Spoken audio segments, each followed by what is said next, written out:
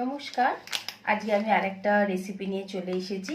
আজকে আমি আপনাদেরকে বানিয়ে দেখাবো চিজ বেক কেক। আর একটাও হয় নো চিজ বেক কেক, তো সেটা আমি আরেকদিন দেখাবো। এখন আপাতত আমি আপনাদেরকে চিজ বেক কেকটা বানিয়ে দেখাচ্ছি। এটা তো বাইরে প্রচুরই এক্সপেন্সিভ হয়, কেকের দোকানে অনেক দাম নেয় এক একটা স্লাইস কেনার মানে কিনতে।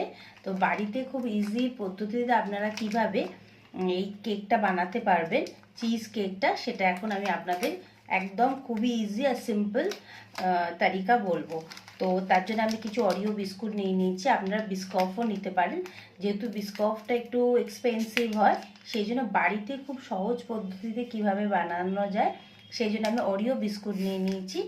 তো ফরেনে এই অরিও বিস্কুট দিয়েই বেশি খুব একটা বানায়, আমি দেখেছি কয়েকটা ভিডিও। তো আমি ভাবলাম আপনাদের সাথে এই অরিও বিস্কুট দিয়ে কিভাবে চিজ কেকটা বানাবে সেটা ভিডিওটা আপনাদের সাথে শেয়ার করি। তো চলুন এখন আমি আপনাদেরকে চিজ বেক কেক কিভাবে বানাবো সেটা এখন দেখাচ্ছি। এখানে আমি 6টা এরকম ছোট ছোট প্যাকেট নিয়েছি, যে কটা লাগবে সে কটাই আমি এখানে ব্যবহার করব। তো আমি 5টা এরকম প্যাকেট নিয়ে নিয়েছি। তো সেগুলোকে এখন কেটে নিচ্ছি। আগে এতগুলো হয়েছে, এখন এগুলোকে আমি একদম মিক্সার গ্রাইন্ডারে একদম গুঁড়ো করে নেবো ভালো করে, যাতে কোনো একটাও ডেলা যেন বিস্কিটের না থাকে। এমন ক্রিম শুদ্ধই করবো, ক্রিমগুলো আমি ফেলবো না, ক্রিমগুলো শুদ্ধ। এখন আমি এটাকে একদম মিহি করে গুঁড়ো করে নিচ্ছি। পুরো বিস্কুটটাকে একদম আমি মিক্সার গ্রাইন্ডে একদম মানে গুঁড়ো করে নিয়েছি, কোনো ডেলা এর মধ্যে আর নেই কিন্তু। হ্যাঁ, এই যে একদম, বা আপনারা একটা ওই চাকি ডলমের যে বেলুনটা থাকে ওটা দিয়েও কোনো প্লাস্টিকের উপর রেখে একদম চিপে নিতে পারেন। বিস্কুট দিয়েও আপনারা করতে পারেন, মেরি বিস্কুট দিয়েও করতে পারেন। তো আমি এখানে অরিওটা দিয়ে করলাম। এবার আমি 100 গ্রামের যে বাটারটা পাওয়া যায় তার হাফ নিয়েছি, নিয়ে এটাকে মেল্ট করে নিয়েছি। এবার এর মধ্যে অল্প অল্প দেব আর মিক্স করে নেব বিস্কিটটাকে। ভালো করে দেখা যাচ্ছে ভিডিওটা। চিজ কেক তো বাইরে আপনারা যখন কোনো কেক শপ থেকে কিনতে যাবেন খুবই এক্সপেন্সিভ হয়, সেই জন্য বাড়িতে যদি একটু কয়েকটা জিনিস এনে এই পদ্ধতিতে যদি আপনারা নিজেরা বাড়িতে বানিয়ে নিতে পারেন তাহলে দেখবেন পয়সাটাও এতটা লাগবে না আর জিনিসটাও খুবই ভালো হবে। সেই জন্যই আমি ভাবলাম আপনাদেরকে, আমি যেটা জানি সেটা আমি আপনাদের সাথে শেয়ার করি ভিডিওটা, যতটা ইজি পদ্ধতিতে করা যায়। তো পুরো বাটারটাই আমি দিয়ে দিলাম, দিয়ে এটাকে ভালো করে এখন মেখে নিচ্ছি। এরকম চৌকোভাবে আমি 2খানা ফয়েল কেটে নিয়েছি। ঠিক আছে, এবার কি করব সেটা এখন আমি আপনাদেরকে দেখাচ্ছি। ফয়েলটা এরকমভাবে কেটে নিয়েছি, এবার এইভাবে এখানটা এরকমভাবে বসাবো।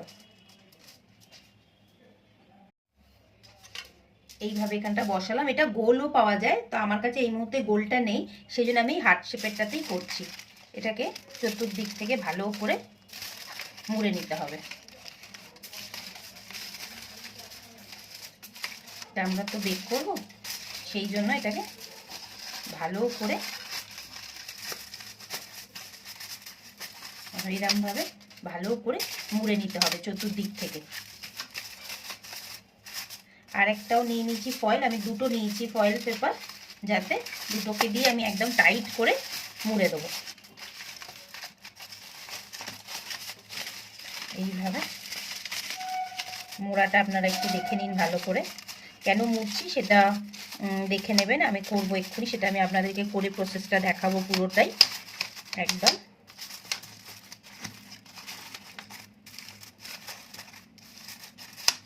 এই সাইডগুলো একটু হাত দিয়ে দিয়ে চিপে দেবেন। এই যে এইভাবে আগে আমি মোলটাকে, চিজ কেকের জন্য মোলটাকে আমি এইভাবে এখন রেডি করে নিলাম। ঠিক আছে, এবারে এই ফয়েলটার মধ্যে আমি এই যে কেকের এই বিস্কিটের এই বাটারটা দিয়ে মিশ্রণটা রেডি করেছিলাম সেটা এখন এটার মধ্যে পুরোটা দিয়ে দেবো।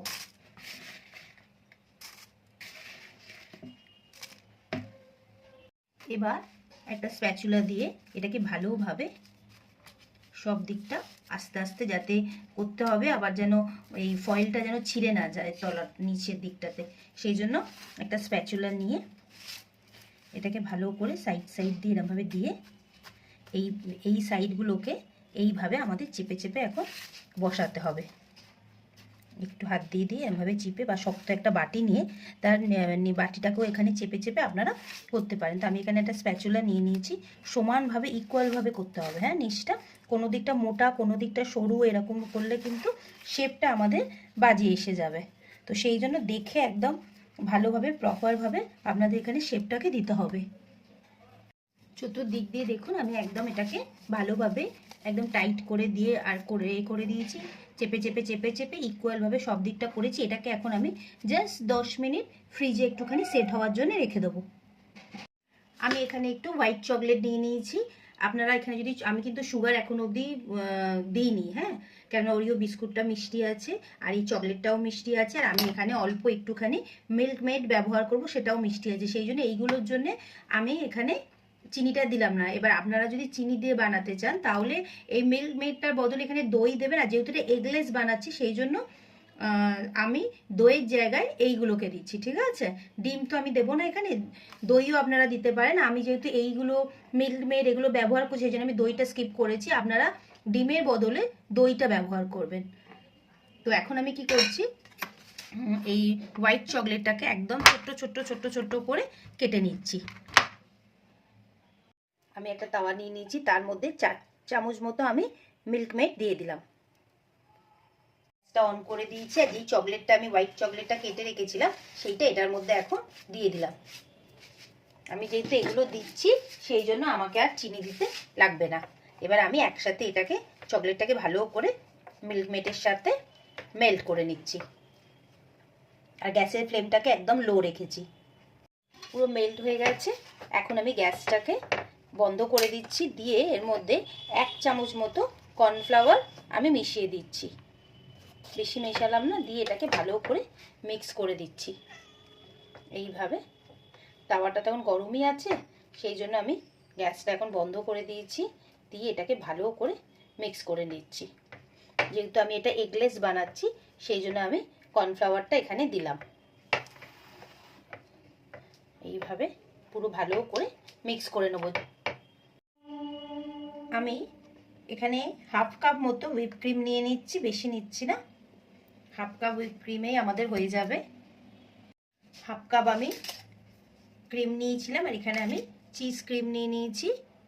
এবার সেটা ক্রিম চিজটা আমি এখানে একটু বেশি করেই দেবো, ওই 2.5 চামচ মতো আমি এখানে দিলাম। দিয়ে এবার এগুলোকে এখন ভালো করে আমি বিট করব। দেখবেন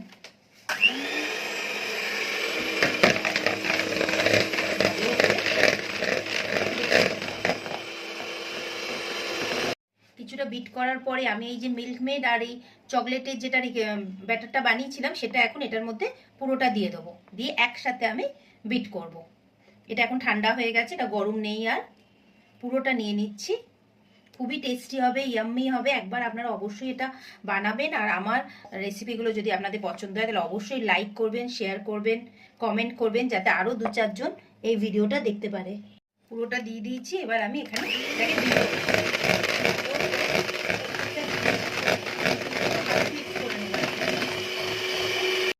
ক্রিমটা আমি একদম ভালো করে বিট করে নিয়েছি। এই যে দেখুন এইভাবে পুরো একদম করে নিয়েছি। এবার আমি কি করব, এটা ফ্রিজ থেকে বার করে এনেছি। এবার এটার উপরে ভালো করে ক্রিমটা দিয়ে দেবো। এখানে যদি আপনারা এগ দেন তাহলে একটু ভ্যানিলা এসেন্স দিয়ে দেবেন। আর যেহেতু আমি এটা এগলেস করেছি সেই জন্য আমি আর ভ্যানিলা এসেন্স দিলাম না। এটাকে ভালো করে সব দিকে স্প্রেড করতে হবে।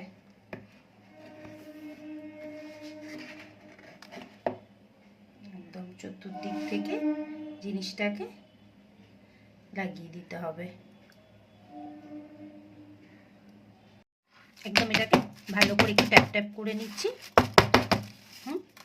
এবার এটাকে আমি এখন বেক করতে দেবো। আমি এরকম একটা কড়া টাইপের নিয়ে নিয়েছি, নিয়ে এই যে এখানে একটা এরম রিং দিয়ে দিয়েছি, দিয়ে এইটাকে এর ওপর বসিয়েছি, তার উপরে আমি বেক করতে দেবো। তো এখন এটাকে আমি গ্যাসটাকে একদম হাই করে রেখেছি। এখন এটাকে আমি অন্তত 5 মিনিটের জন্য প্রি হিট করবো, তার জন্য আমি ঢেকে এটাকে রাখলাম। এবার আমি চিজ কেকটা বেক করতে দেবো। আপনাদের আমার রেসিপিগুলো কেমন লাগে অবশ্যই আমাকে বলবেন। আর এরপরে আমি একবার আপনাদের নো বেক কিভাবে চিজ কেক বানায় সেটাও দেখাবো, এই প্রসেসটাও দেখাবো। খুব টেস্টি হয়। আপনারা, আমি যে যে জিনিসগুলো আপনাদের দেখিয়েছি সেগুলো খুবই ইজিভাবে আপনারা বাড়িতে বানাতে পারবেন। তো এটা 5 মিনিট এখন প্রিহিট হয়ে যাক, তারপরে আমি এটাকে কিভাবে বেক করছি সেটা এখন আপনাদের দেখাবো।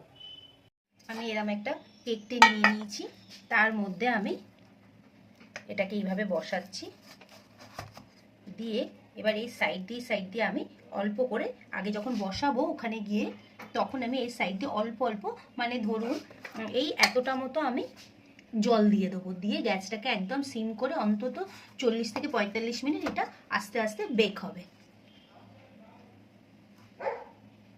এটা এখন প্রিহিট হয়ে গেছে।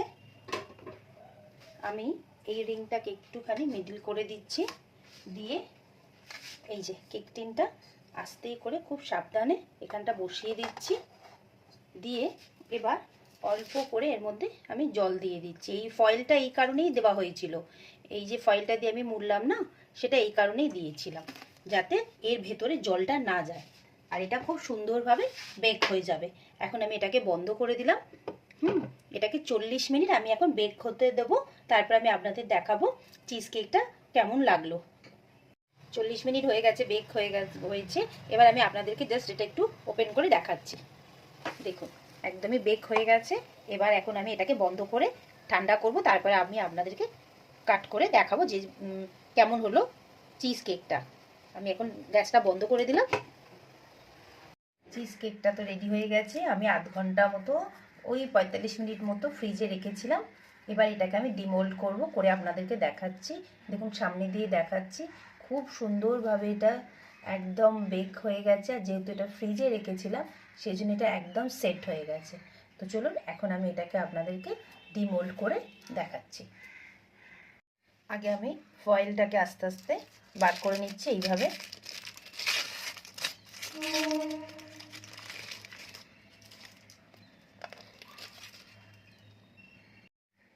পুরো সাইড দিয়ে কেটে দিয়েছি, শুধু এইটা একটু ভেতরে ঢুকে গেছিলো সেই জন্য ওটা বার করতে পারছি না। তো এখন আমি আস্তে আস্তে এই মোলটাকে, এই দেখো পুরোটা বেরিয়ে গেল। এবার এই সাইডে যেই এগুলো আছে আমি এগুলোকে বার করে দিচ্ছি। দেখতে তো খুবই সুন্দর হয়েছে। এবার আমি একটা বেস এনেছি, বেসটার ওপরে চিজ কেকটা আমি আস্তে করে রাখবো। তো এইভাবে এটাকে তুলে নিচ্ছি, নিয়ে এখানে একটা বেস রাখলাম, রেখে আপনাদের দেখাবার জন্য জিনিসটাকে আমি এইভাবে আগে রাখলাম। আপনারা এটাকে দেখতে পাচ্ছেন ভালো করে, আমি ঘুরিয়ে সব দিক থেকেই দেখাচ্ছি। দেখুন কি সুন্দর দেখতে হয়েছে। এটাকে কাট করে আমি দেখাচ্ছি, যেহেতু এটা গোল শেপের হলে বেশি ভালো হতো কাটতে, যেটা আমি বললাম ওইটা আমার কাছে নেই।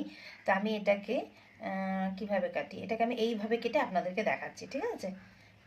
কিভাবে কাটি, এইভাবে কেটে দেখাচ্ছি, ঠিক আছে?